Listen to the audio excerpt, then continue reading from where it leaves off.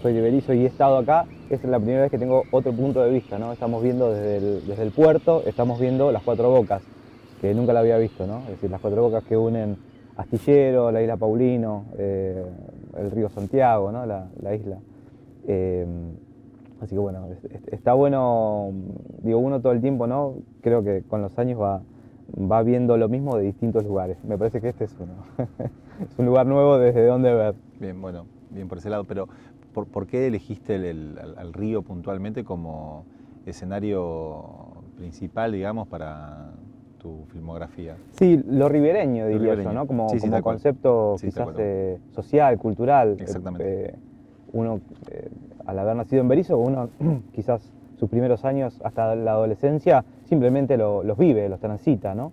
Me empezó a pasar de que lo vi desde otro lugar, continuando con la idea inicial, cuando comencé a estudiar cine.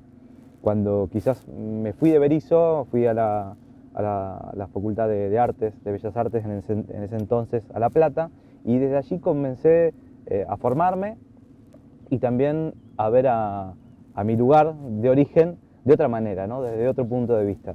Y creo que también en esa formación y en ese deseo de hacer cine se vincularon varias cosas, ¿no?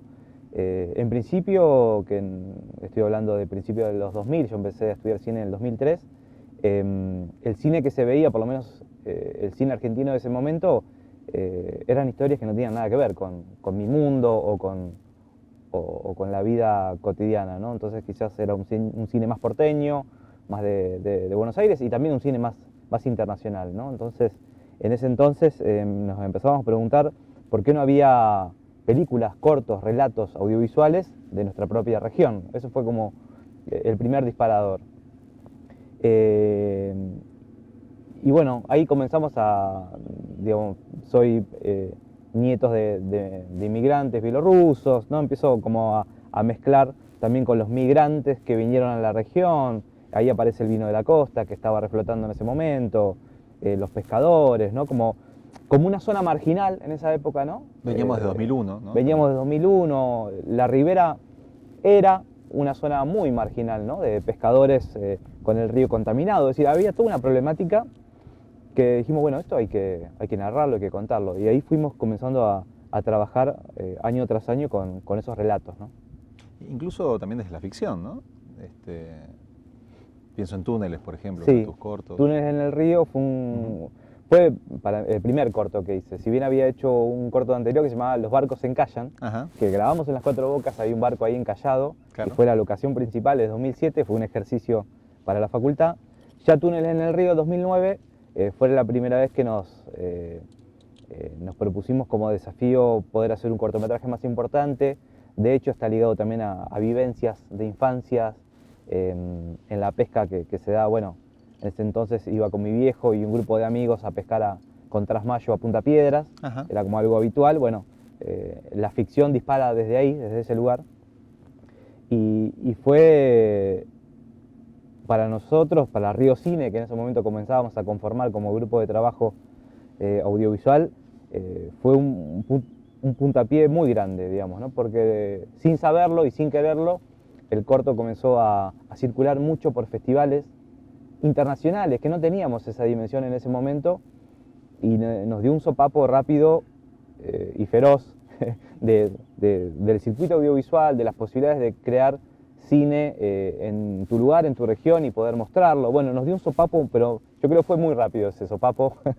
Todavía uno después no se llega, porque no, digamos, uno a veces no, cuando continúa en los trabajos que hace, siempre quedó como que Túneles hizo un camino extraordinario, y después los otros trabajos quizás no tanto, entonces dice, che, quedás como esa sensación de haber transitado algo muy rápido y muy de golpe, y después, bueno, transitar otras aguas, por así decirlo, Otros ¿no? tiempos. Otros tiempos, claro.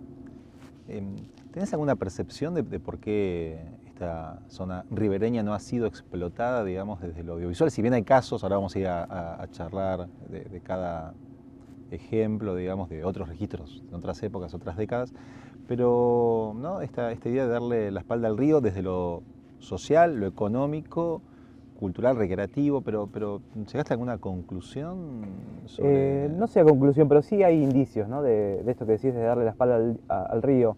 Como te decía hoy, ¿no? Era una zona marginal, ¿no? Donde los marginales o los bandidos se refugiaban ahí, ¿no? Todos mitos también, y algunas realidades también. Por lo tanto, no era visto como algo, si querés, entre comillas, ¿no? culturalmente inferior, ¿no? Entonces, creo que parte ahí un poco de quizás también el Bericense y otras ciudades, ¿no? ribereñas que el río está para otra cosa, ¿no? Es decir, está para el desecho, ¿no? Es como un lugar donde se desecha todo lo que se produce en las ciudades, va para el río, ¿no?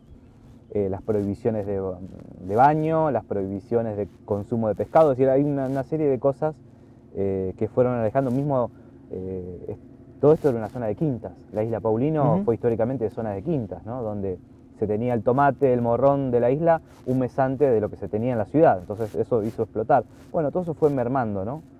Mismo estamos en un puerto, nos decía un quintero acá de la zona que cuando se comenzaron a lavar los barcos en el río y todo ese aceite, ese oil, digamos, caía en las inundaciones en la tierra y eso hacía quemar toda la producción. Bueno, una serie de cosas que creo que lo fueron dejando marginado.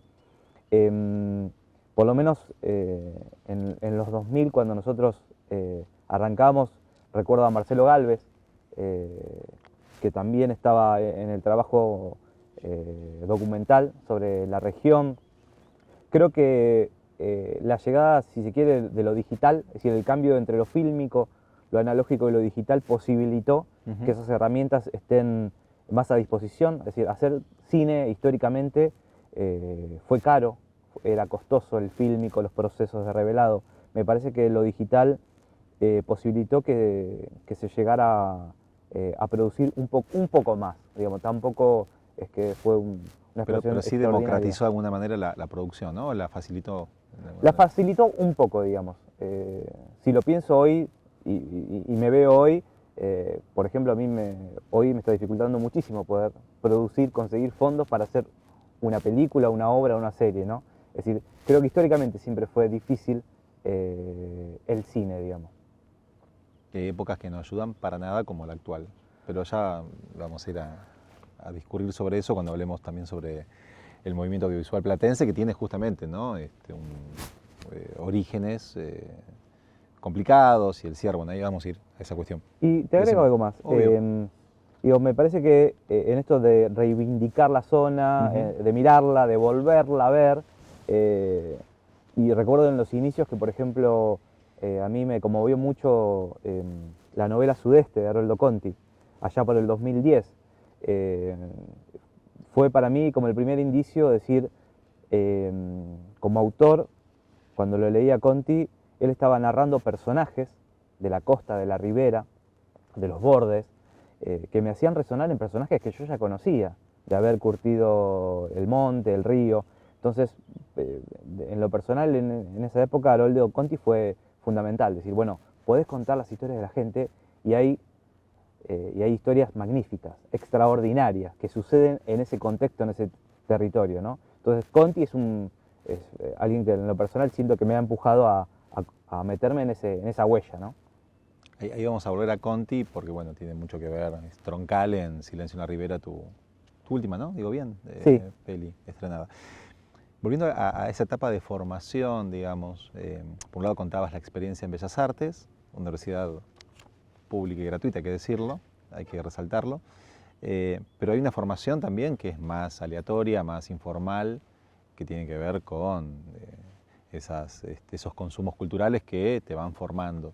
Te preguntaba, siendo de Berisso, igual que yo, sobre el cine Victoria, si llegaste, ¿no?, a ese típico cine de barrio, y qué otras influencias reconoces vos en tu obra.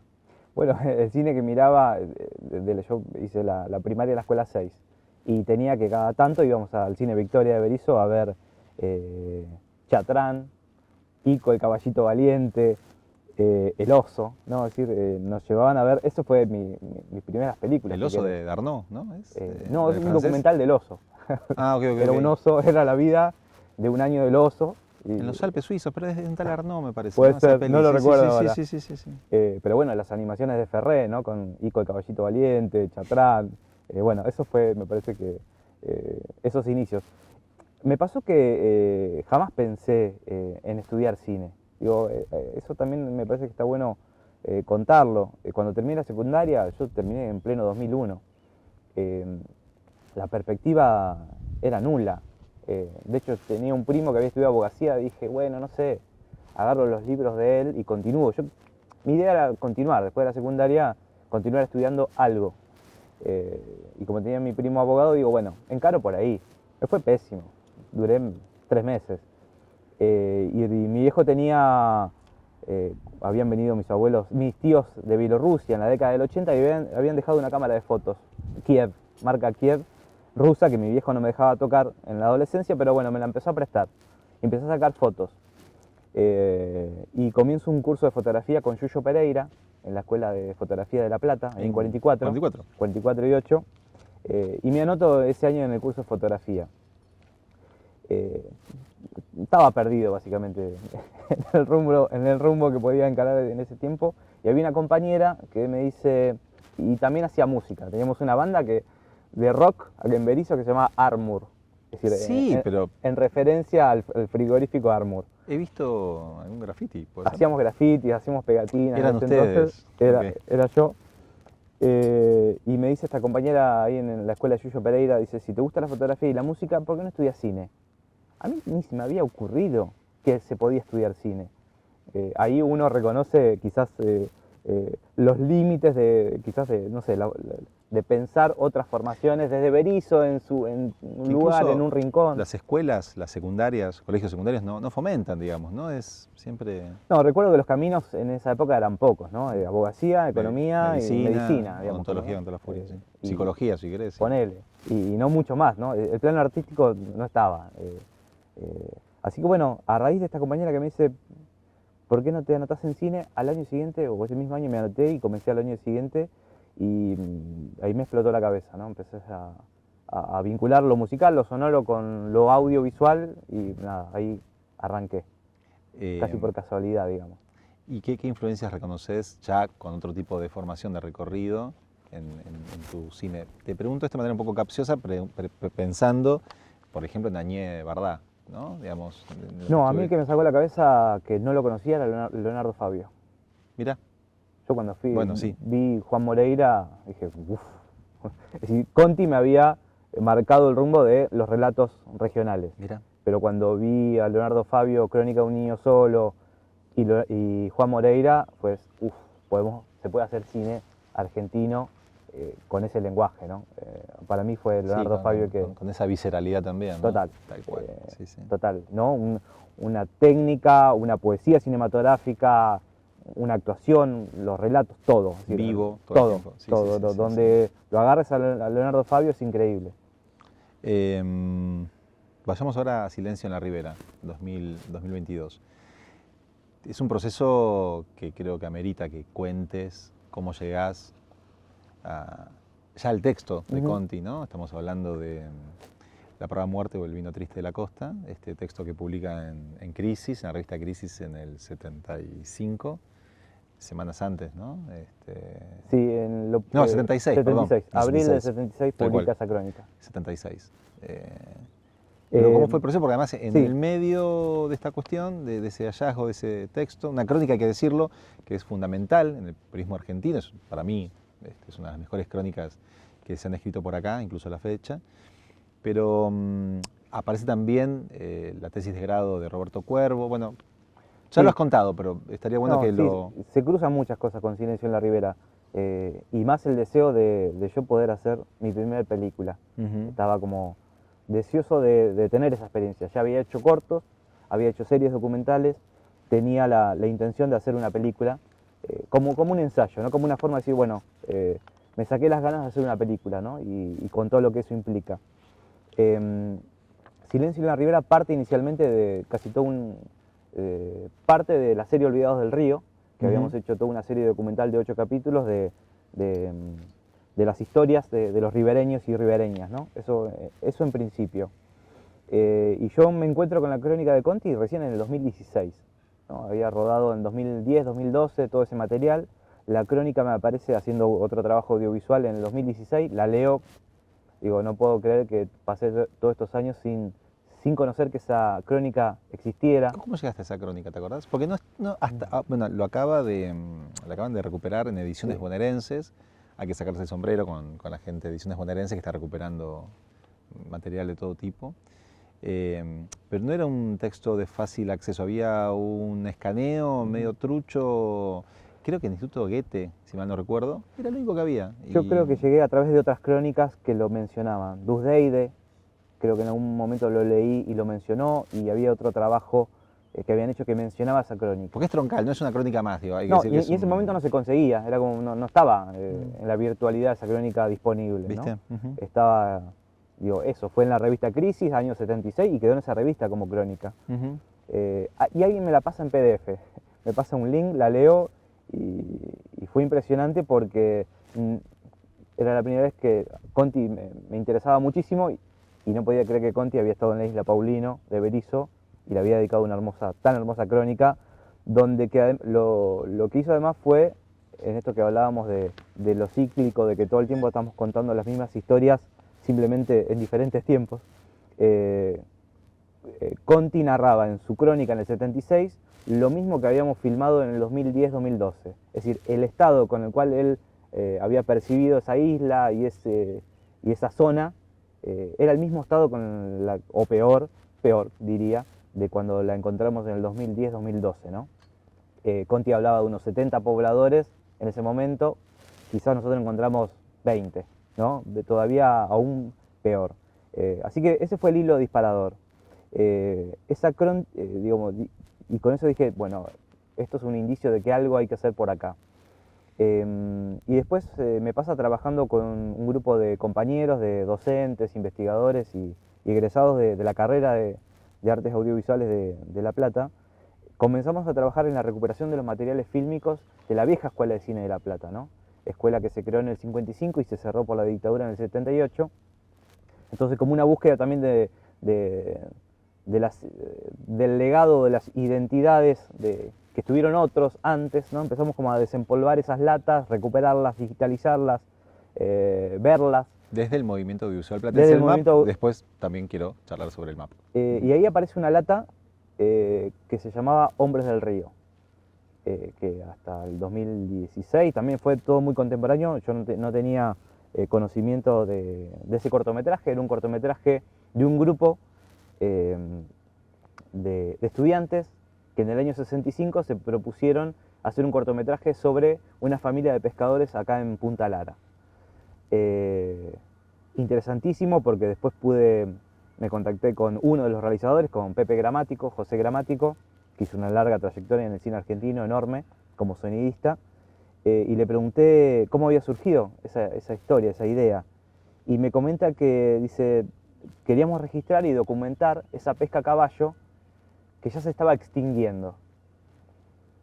Y nosotros habíamos grabado en el año 2012 a los pescadores acá de la familia de Simone, que para nosotros la pesca a caballo hace 3 siglos que se viene haciendo en la ribera, y lo habíamos grabado con esa misma intención de capturar, documentar esa pesca tradicional histórica que se estaba perdiendo, En ¿no? vías de Entonces, extinción. 50 años después, sin haber visto ese material, uno vuelve a contar la misma historia, ¿no?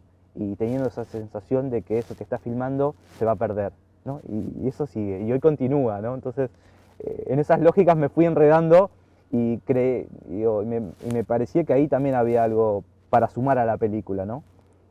De hecho, descubro en el 2016 ese plano donde está el jinete parado sobre la parte del lomo del caballo En el agua. en el agua, trasladando la red hacia el fondo del río. Yo vi ese plano y digo, no lo podía creer porque nosotros, sin ver ese cortometraje, habíamos grabado la misma escena En 2010. en el 2010. Bueno, ahí te das cuenta de que, los que estuvieron antes, que quizás por una cuestión de, bueno, pasó la dictadura, pasaron cosas históricas de nuestro país, no pudimos acceder en tiempo y forma de del legado que había ya en la Escuela de Cine de La Plata. Bueno, fue una forma de darle continuidad a una mirada que se tenía en aquel entonces sobre la región. Simplemente que, bueno, hubo un gran bache, y dado la dictadura también, ¿no? Limó bastante ese puente, que bueno, la idea es, por lo menos con los compañeros del movimiento audiovisual platense, es comenzar a recuperar esos cortos, esas historias que tienen que ver con lo que decíamos al inicio, ¿no? De mirar de frente al río, no darle la espalda, ¿no? Tiene que ver con volver a eso. Y retomando con la pregunta de Silencio en la Ribera, apareció otro material que tiene que ver con Roberto Cuervo, alumno ya 10 años después, en el año 75, estaba como tesis de grado en la Escuela de Cine haciendo un documental sobre Haroldo Conti. ¿De quién era amigo? De quien era amigo, y de hecho Roberto Cuervo hace las fotografías que ilustran la crónica de Conti. Exactamente. Roberto Cuervo estuvo en esta isla Paulino, junto con Marta Acuña y Haroldo, esos 3 días que pasaron allá en diciembre del 75. Y bueno, me contacto con el hijo Cuervo. Cuervo, lamentablemente, el director fallece en el año 79. De manera un poco clara, ¿no? Es muy confusa. Él, cuando se produce, digamos, la fuerte represión acá a partir del 75 en La Plata, Roberto Cuervo era de Lincoln, así que se traslada a su pueblo nuevamente. Se refugia en sentido. Se refugia más de alguna manera, literal. y fallece en un accidente muy extraño. Te lo digo porque todavía es confuso, o las narraciones que llegan son muy confusas, como que su auto lo atropella un tren en plena vía en Lincoln. O sea, como rarísimo. Todavía es un caso que el hijo también duda sobre ese acontecimiento, así que creo que está como por lo pronto en stand-by. En ese momento fue un hecho muy trágico para toda la población de Lincoln, un accidente muy trágico. Así que bueno, eso en un punto. Me contacto con el hijo, con Andrés Cuervo, empezamos a entablar una amistad, le comenté el proyecto que tenía en mente.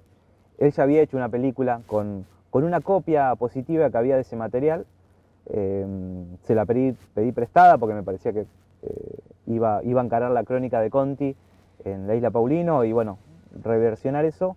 Y hace muy poquito tiempo, esto ya no tiene que ver con Silencio, pero hace 2 años descubre que el padre, en un embute dentro de la casa, corre un mueble y estaba guardado, muy bien guardado, las latas en negativo, que no solo contenían parte del positivo ese que andaba dando vueltas, sino muchísimo material político de Conti, de reuniones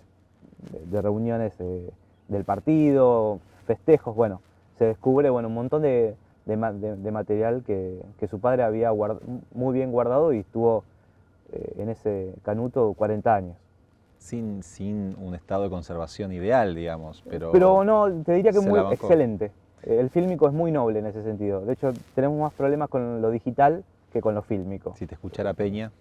Es así, es decir, el fílmico puede durar 100 años.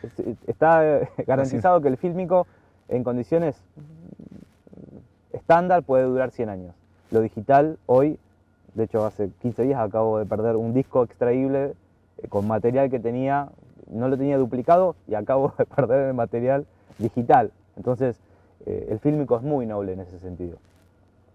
Y te cierro, si querés, entre Hombres del Río, entre el cortometraje inconcluso de Haroldo Conti, la crónica de Conti sobre la isla Paulino y los materiales que yo tenía, dije, bueno, acá hay algo, y ese fue el ensayo que hice con Silencio en la Ribera, ¿no? Que está disponible, por ejemplo, en Bafilma, ¿no? Es una Ahora está en la plataforma Bafilma, que es una plataforma de la provincia de Buenos Aires. De acceso gratuito. Exacto, está ahí para poder acceder a la película. ¿Cómo llegas a los temas? ¿Hay una topografía ya designada? No sé si en algún momento te pensás correr, dejar de lado, darle la espalda al río un ratito, porque hay mucho para hacer, me imagino. De hecho, ¿no?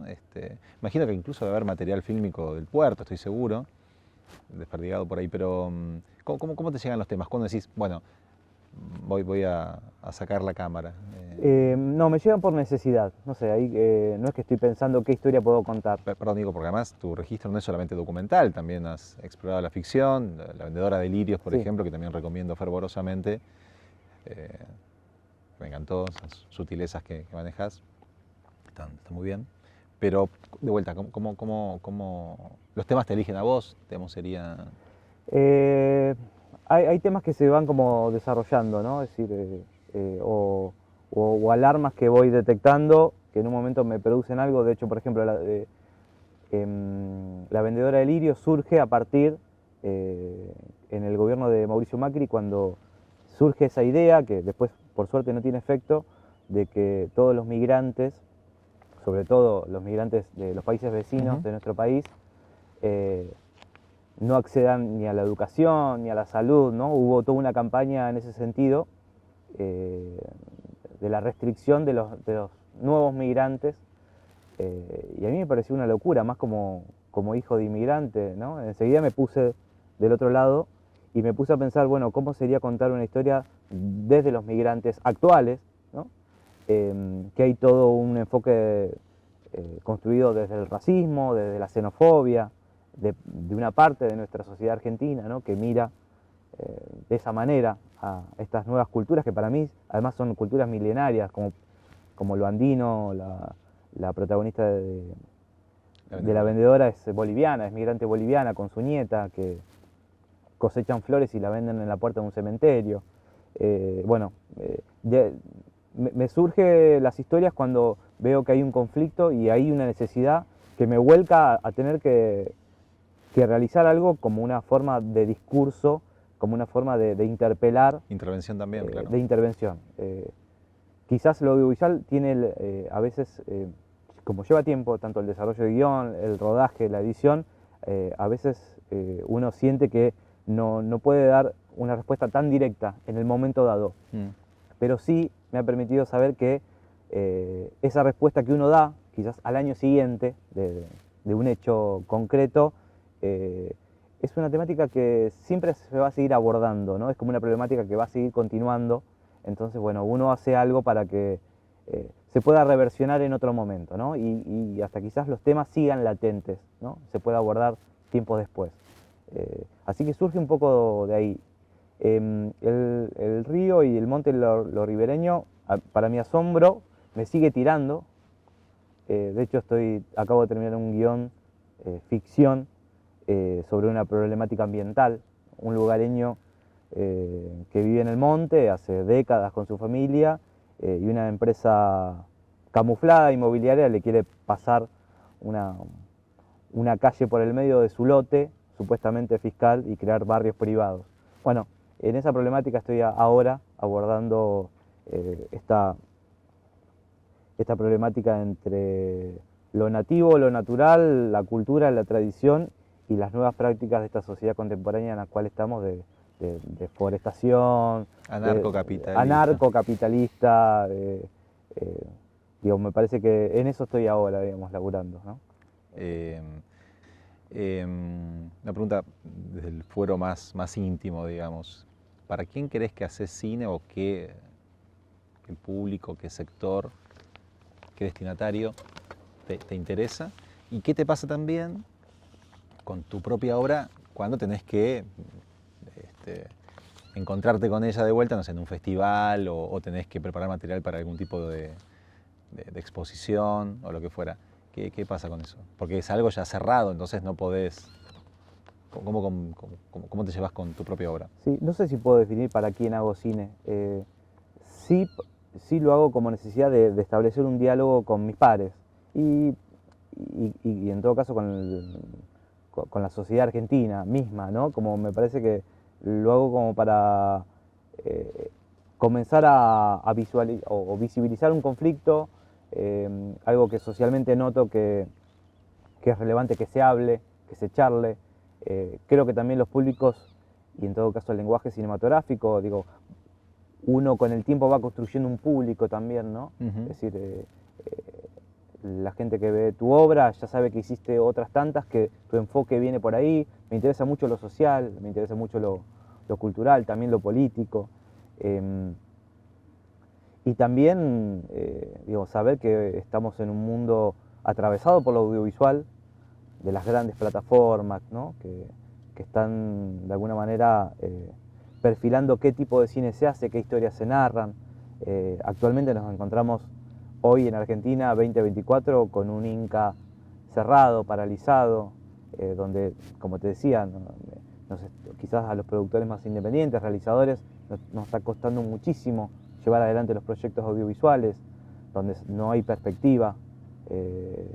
Para el año que viene no hay, si todo sigue así, no hay películas que se puedan filmar el año que viene en Argentina. Y creo que yo, como otros y otras, me parece que somos en todo caso el reservorio de contar nuestras propias historias de la región.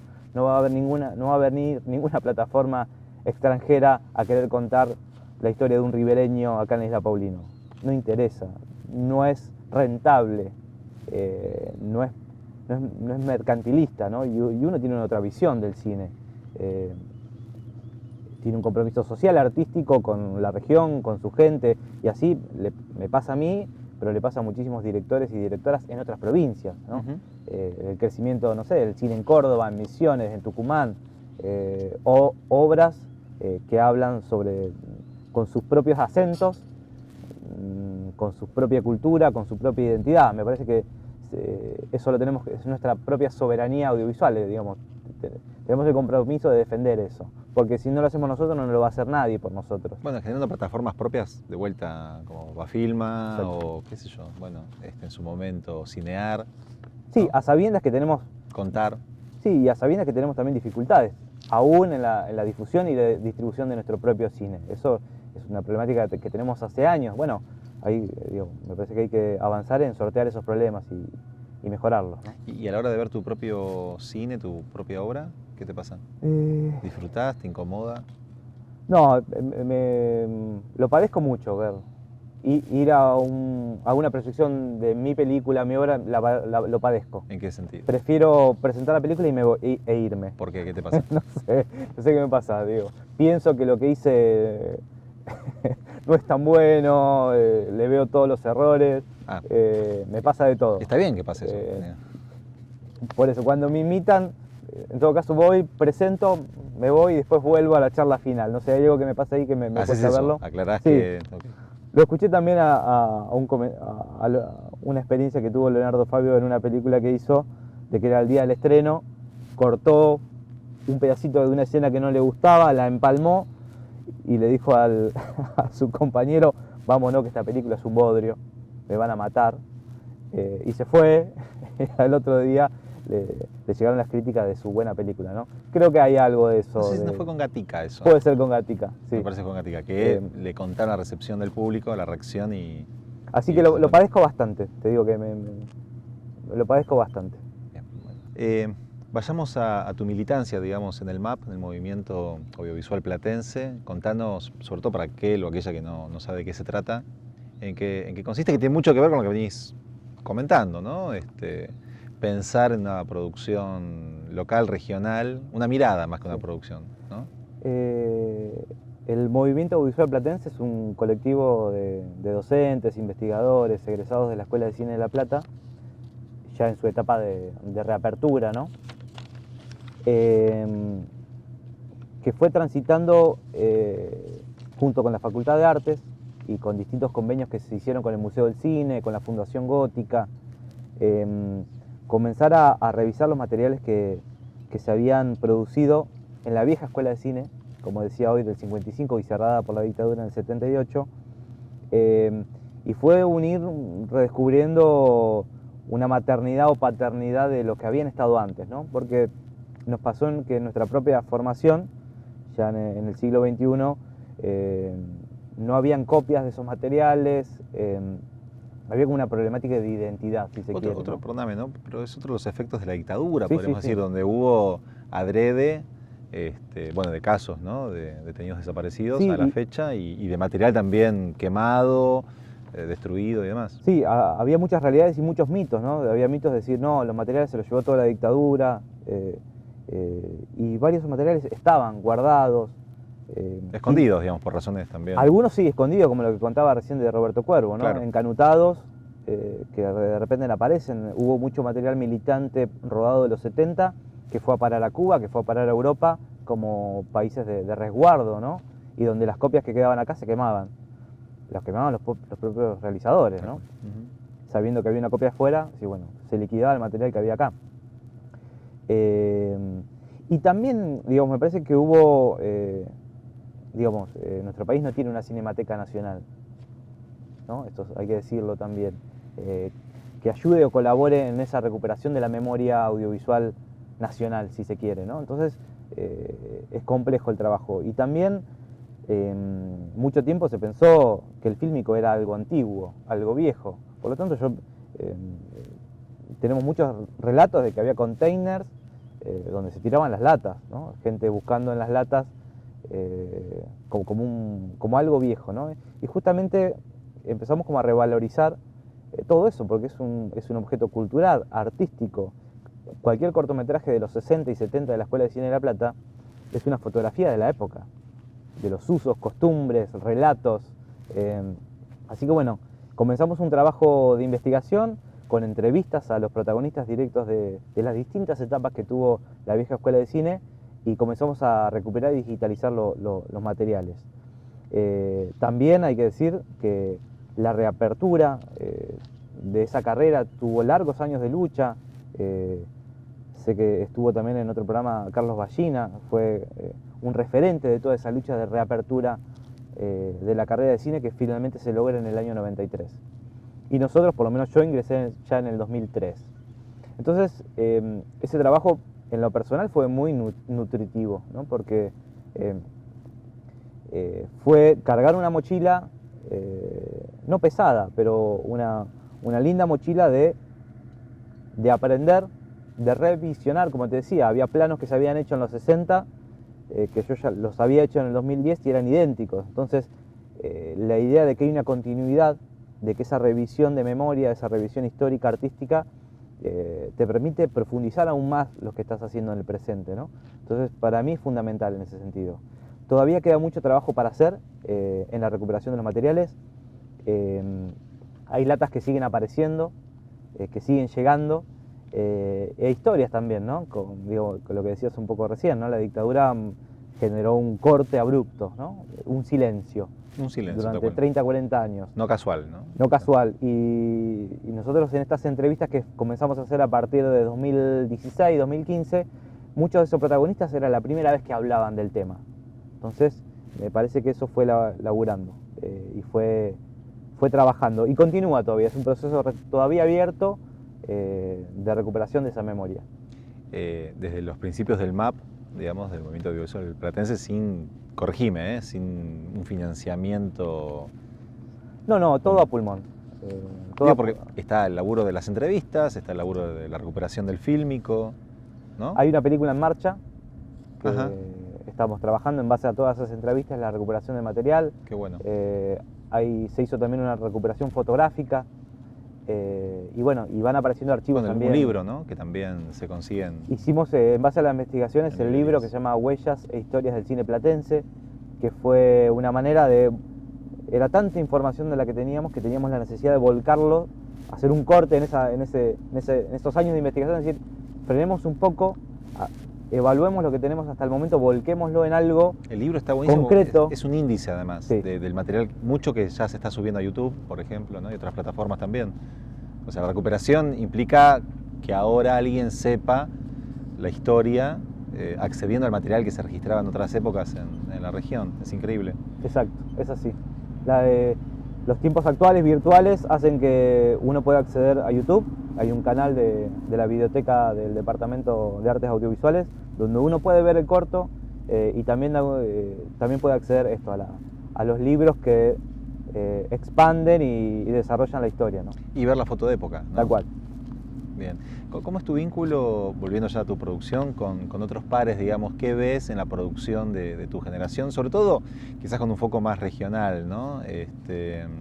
¿Cómo es la interacción, no sé, incluso en momentos críticos de producción, digamos? Porque más allá de la película, digamos, en un festival, que esté en una plataforma, en un cine, estamos omitiendo lo más importante, en un cine, hablamos del cine Victoria al principio, hoy transformado, no sé ahora en este momento, no lo chequeé, pero fue hasta hace poco, ¿no? Una iglesia y después no sé si lo recuperó el municipio, en fin, pero digamos, de vuelta, ¿cómo es tu vínculo con los pares? ¿Cómo interactúan?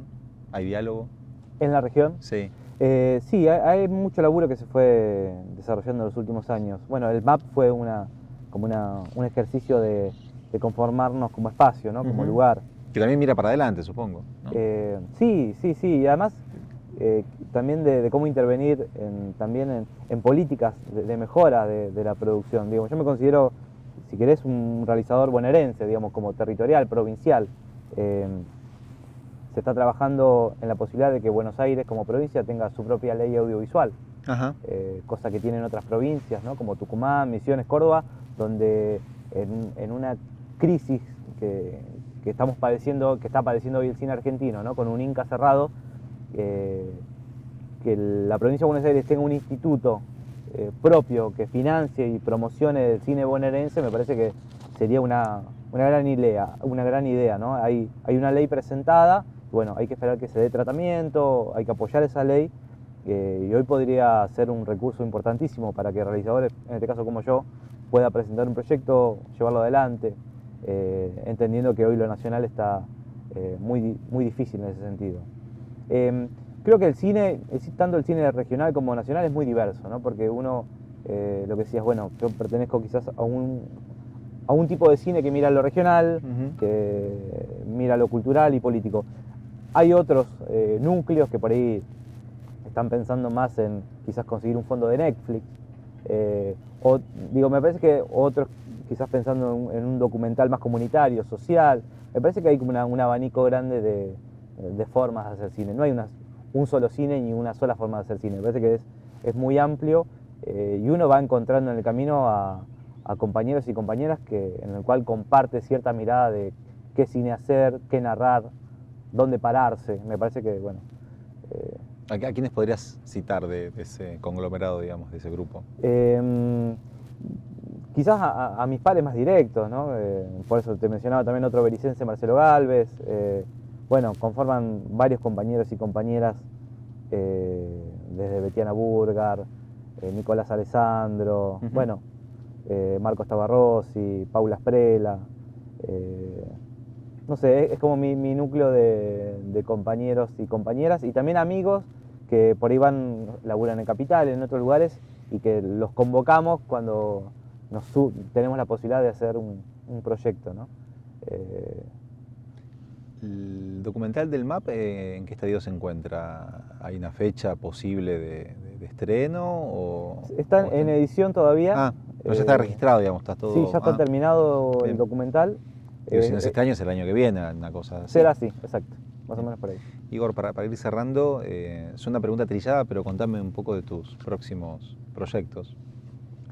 Contabas un poco esta cuestión ambiental. Bien, estoy con ese corto ambiental de ficción que te decía, y estoy en plena edición de una película documental sobre el grupo de cine peronista La Plata, que fue una experiencia de cine militante que surge en la Escuela de Cine de La Plata en la década del 70, un grupo ligado más a la juventud peronista, que comienza en el marco, ¿no?, de lo que fue el nuevo cine latinoamericano como tendencia latinoamericana de comenzar a registrar la realidad, como un cine de contrainformación en esa época. Bueno, acá hubo un grupo en La Plata, que se llamó Grupo de Cine Peronista La Plata, que justamente Yuyo Pereira, profesor de fotografía que te comentaba, había sido integrante de ese grupo. Bueno, estoy trabajando con esos materiales recuperados en un documental de ensayo que está en plena edición ahora. Así que eso es lo próximo más urgente, y bueno, buscando los fondos también para el otro cortometraje ficción. Bien. Bueno, sos el entrevistado más joven que ha pasado por este incipiente ciclo de notas, entrevistas en el puerto. La pregunta final, digamos, apunta un poco dado que el ciclo se intitula La vida breve, digamos, que es, ante la brevedad de todo esto, hacer algo, digamos, poner el cuerpo en la producción artística de la rama que fuera, digamos, ¿no? Un poco el sinsentido de eso. Recién lo charlamos también con otra entrevistada, pero digamos, resaltaba lo de tu juventud, digamos, porque quizás la pregunta tenga tanto sentido, pero después de cierto tiempo, cierta trayectoria que ya tenés, está claro, tienes una filmografía que va en aumento, por suerte. Pero aparecieron ya algunas conclusiones, algunas certezas. Pienso, por ejemplo, en tu decisión de estudiar cine, ¿no? De manera no muy, quizás, esperada por el entorno familiar. Pero, de vuelta, después de cierto recorrido, cierta experiencia, ¿aparecieron algunas certezas, conclusiones o no? No, creo Sobre que no. qué te gusta y qué no, no sé. Creo que lo que sí tengo claro es que hacer cine es un desafío. Es todo un desafío. Va por ahí la pregunta, digamos, una certeza entonces. No hay certezas, no, lo que sí supe con aciertos y con errores es que el terreno es muy movedizo, hay que estar todo el tiempo readaptándose a las condiciones que a uno le toca. Nuestro país es muy dinámico en términos políticos y culturales. ¿Qué eufemismo estás usando, lo de dinámico? Para evitar quilombo, digamos, pero bueno, ok. Es todo el tiempo, me parece dinámico. Que es un tobogán donde uno tiene que resistir todo el tiempo, ver de qué manera sigue estando en pie o a flote. Para llevarlo al caso del río, me parece que es eso lo que aprendí, es ver cómo hacemos para seguir estando a flote.